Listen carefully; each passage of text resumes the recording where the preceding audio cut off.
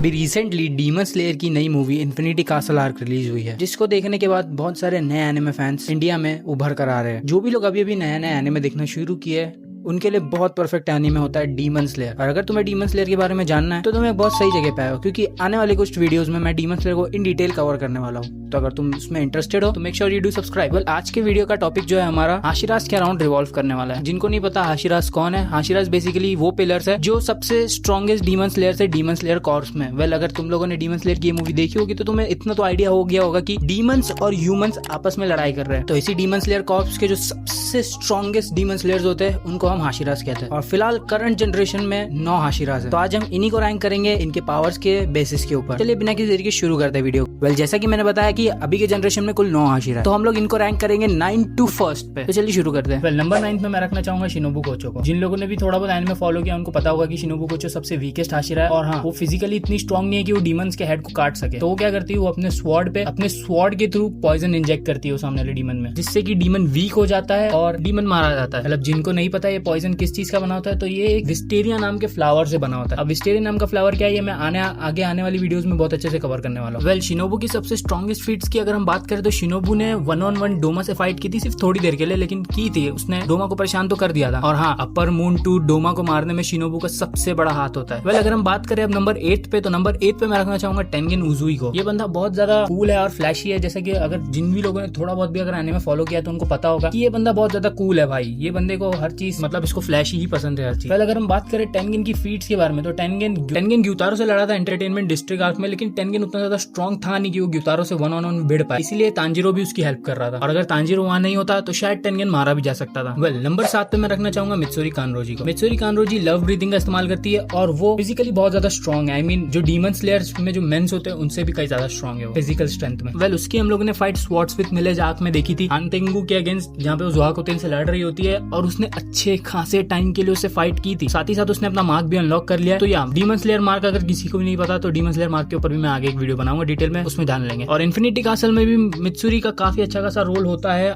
Although वो कोई demon को मार नहीं पाती, लेकिन तब भी उसका अच्छा खासा एक कंट्रीब्यूशन रहता है वहाँ पे भी। तो नंबर 6 पे हमारे flame Hashira Kyojuro Rengoku. Well personally ये मेरा फेवरेट हाशिरा है, क्योंकि जब मैंने पहली बार इसकी फाइट देखी थी ना तो मैं इसका बंदे का लिटरली फैन हो गया था। इसकी फाइट अगेंस्ट आकाजा वो सबसे बेस्ट फाइट थी डीमन स्लेयर के अंदर जो मुझे अब तक की लगी है एनिमेटेड फाइट्स में, कि कैसे मरने के कगार पे आने के बाद भी ऑलमोस्ट उसने आकाजा का सर धड़ से अलग कर दिया था। और हमें ये नहीं भूलना चाहिए कि रेनगोकू फ्लेम ब्रीथिंग का इस्तेमाल करता है। फ्लेम ब्रीथिंग सबसे क्लोजेस्ट ब्रीथिंग है to sun breathing after moon breathing. मतलब अगर मैं सिंपल शब्दों में बताऊं तो सबसे स्ट्रॉन्गेस्ट सन ब्रीथिंग है, उसके बाद मून ब्रीथिंग एंड देन आती है फ्लेम ब्रीथिंग। मतलब रेनगोकू टॉप 3 स्ट्रॉन्गेस्ट ब्रीथिंग में से एक ब्रीथिंग यूज करता है। अगर रेनगोकू को और स्क्रीन टाइम मिलता या उसके पापा उसको ट्रेन कर लेते तो शायद वो मे भी टॉप 3 हाशिरा बन जाता। नंबर 5 पे मैं रखना चाहूंगा मुइचिरो टोकिटो। मुइचिरो टोकिटो एक ऐसी ब्रीथिंग टेक्निक का यूज करता है जिसका नाम है missed breathing. Well missed breathing अभी तक किसी स्लेयर ने यूज नहीं की है सिवाय मुइचिरो के। मुइचिरो की अपीयरेंस भी हमें स्वॉर्डस्मिथ विलेज आर्क में देखने को मिलती है, जहाँ पे वो अकेले एक अपर मून डीमन को हरा देता है, जहाँ पे उसकी फाइट होती है और डीमन ग्योक्को से, और वहाँ पे मुइचिरो अपना मार्क अनलॉक करके ग्योक्को को हरा देता है। और इन्फिनिटी कासल आर्क में जब आने वाली जो मूवी आएगी उसमें भी अपर रैंक 1 को हराने में भी मुइचिरो का एक बहुत क्रूशियल रोल होने वाला है। तो या मुइचिरो रैंक्स 5। नंबर 4 पे मैं रखना चाहूंगा इगुरो ओबनाई को। इन्फिनिटी कासल में भी इगुरो ओबनाई का बहुत बड़ा हाथ होता है, क्योंकि वो मुजान से लड़ता है 1-on-1, वो भी अंधा होने के बाद। उसकी दोनों आंखें चली जाती है, उसके बाद भी वो मुजान से 1-on-1 फाइट कर रहा था। ये एक ऐसी फीट है जो मुझे ऐसा लगता है कि ओबनाई को टोकिटो के ऊपर रखती है। वेल नंबर 3 पर आते हैं हमारे वाटर हाशिरा ग्यूटोमियो का। हाँ वही ईमो बंदा जो ऑलमोस्ट नेजुको को मार दिया था पहले एपिसोड में। वेल ग्यूटोमियो का एक ऐसा बंदा है जिसने अपनी ही ब्रीथिंग टेक्निक में एक नया फॉर्म ऐड कर दिया है। जिन लोगों को नहीं पता वाटर ब्रीथिंग में सिर्फ 10 ही फॉर्म थे, लेकिन ग्यूटोमियो का ने 11th फॉर्म भी ऐड कर लिया है। जो डेड काम बोल के जो यूज करता है वो वही है 11th फॉर्म जो उसने इजाद किया। अकाजा के अगेंस्ट भी ग्यूटोमियो का अच्छा फाइट कर रहा था और अकाजा ने उसको एक्नॉलेज भी किया था, जिस तरह उसने रेनगोकू को एक्नॉलेज किया था। इतना सब कुछ हो जाने के बाद भी, इतनी पिटाई हो जाने के बाद भी मुजान से लड़ रहा था ग्यूटोमियो का। नंबर 2 पर आता है हमारा विंड हाशिरा सानेमी शिनाजुगावा। हाँ यही बंदा है जो सबसे ज्यादा चिड़चिड़ करता रहता है। अगर हम बात करें सानेमी शिनाजुगावा की फीट्स की, एक अपर मून डीमन को कड़ी टक्कर देना, जैसे कि अपर रैंक 1 कोकोशिबो के साथ वो 1-on-1 भिड़ रहा था। अपना डीमन स्लेयर मार्क अनलॉक करने के बाद वो कोकोशिबो को एक अच्छी खासी डिसेंट फाइट दे पा रहा था। उसके बाद वो हो जाने के बाद भी वो मुजान से लड़ रहा था। अगर हम बात करें अब हमारे स्ट्रॉन्गेस्ट हाशिरा स्टोन हाशिरा की, ग्योमे हिमेजिमा। ग्योमे हिमेजिमा स्टोन ब्रीथिंग का इस्तेमाल करता है और सबसे बड़ी बात है ग्योमे अंधा है। उसके बावजूद भी कोकोशिबो उसको एक्नॉलेज करता है और कोकोशिबो से ये बोलता है कि तुम एक परफेक्ट परफेक्ट फिजिकल फॉर्म में हो और तुम एक ऐसे स्किल्ड बंदे हो जिससे मैं पिछले 500 सालों से नहीं भिड़ा हूं। अगर अपर रैंक 1 लाइक कोकोशिबा अगर तुम ऐसा कॉम्प्लीमेंट कर रहे हो तो मतलब कुछ तो बात है तुम। और ये चीज मांगा या एनिमे में भी प्रूव्ड है कि ग्यो में सबसे स्ट्रॉन्गेस्ट आशिरा है। वेल, तुम लोगों को ये लिस्ट कैसी लगी और तुम्हारे ओपिनियन क्या है, तुम्हारी रैंकिंग क्या है, मुझे कमेंट में जरूर बताना। अगर तुम चाहते हो इसी तरह डीमन स्लेयर पे और कंटेंट तो मैं अगला वीडियो क्या चीज पे बनाऊं, इसके लिए मुझे कमेंट में जरूर आइडिया दो। Till then,